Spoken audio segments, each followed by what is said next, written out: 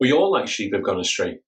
Each of us has turned to his own way, and the Lord's laid on him the iniquity of us all.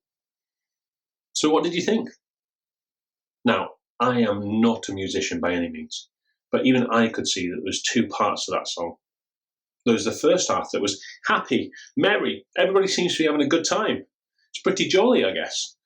All the parts are playing and interacting nicely with each other. It's almost like there's sheep dancing around us in a meadow. We all, like sheep, have gone astray. Each of us have turned his own way.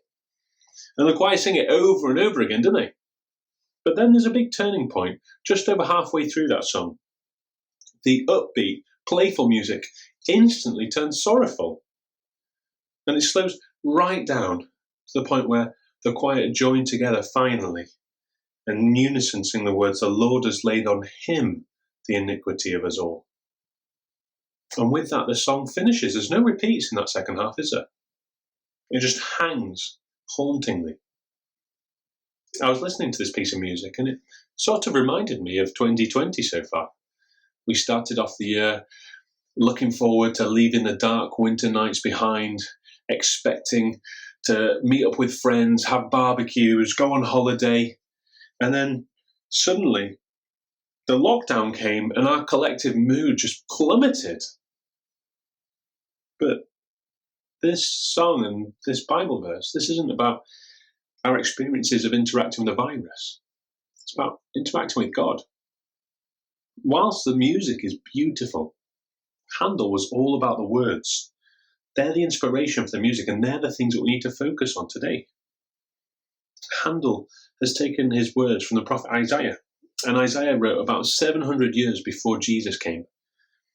And he shared the promises of God about how he was going to send a rescuer for his people. But why would God's people need rescuing? Well, Isaiah tells us that we are like sheep. My first life ambition was to be a farmer. And so I spent quite a few summers labouring on a sheep farm. I can tell you, that was hard work. I never slept like that. It was toil because sheep are just daft. They're headstrong animals. There's all the grass they could possibly want to graze in for a lifetime, yet they choose not to be in that field, and they find the smallest gap in the fence and squeeze through where they shouldn't be going. They end up on roads, in danger, lost. And Isaiah says that we're just like those headstrong sheep. God gives us everything we could possibly need, but all of us go astray. We wander off. We disregard and dishonour and disobey God. You know, you turn the news on and you see plenty of examples of the COVIDiots who can't do what they're told to do. Actually, more often than not, it's the mugs who can't do what they tell others to do, isn't it? It's the footballers who go on social media and tell us to stay at home and then they're out throwing parties. Or it's the policymakers that tell us what to do and then they drive off to their second homes. It's easy to point the finger at them, isn't it? See how they go astray. But over the last few weeks, haven't we all seen something of that ugly selfishness that wants that extra packet of toilet rolls or the canned goods? You know, Isaiah's really inclusive, isn't he? He's super egalitarian. He treats everyone with equal weight and dignity, and there's no special treatment for rich or famous people. With his words, he is equally condemning of us all. We all have gone astray. And just like the first half of the song, we've been happy doing so. Our ugly, brazen, self-centered destruction is just what sin is. We put self in place of God. And as we've turned to our own way, we've turned our back on God. And what's the result of that? Well, with God, there is light and life and love.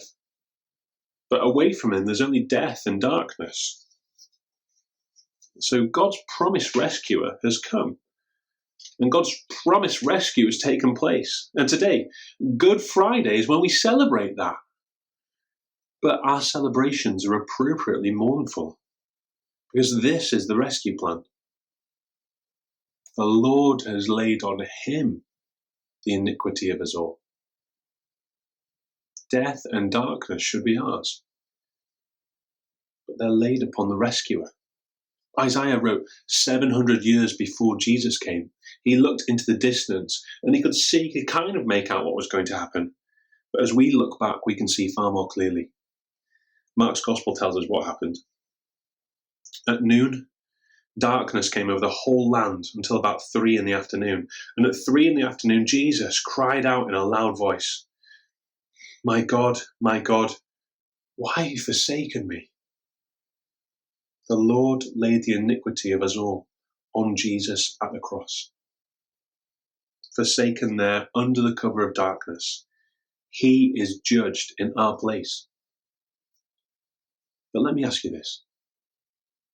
If the Lord laid the iniquity of us all on him, how much iniquity lies on you now?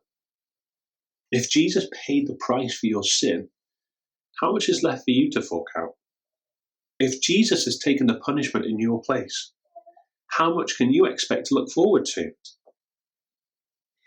As we experience Easter in an altogether different way this year, this Good Friday, as you come to the cross, will you come in a new way as well? Will you come in agreement with Isaiah that you are like one of those sheep who's gone astray, that you've turned to your own way?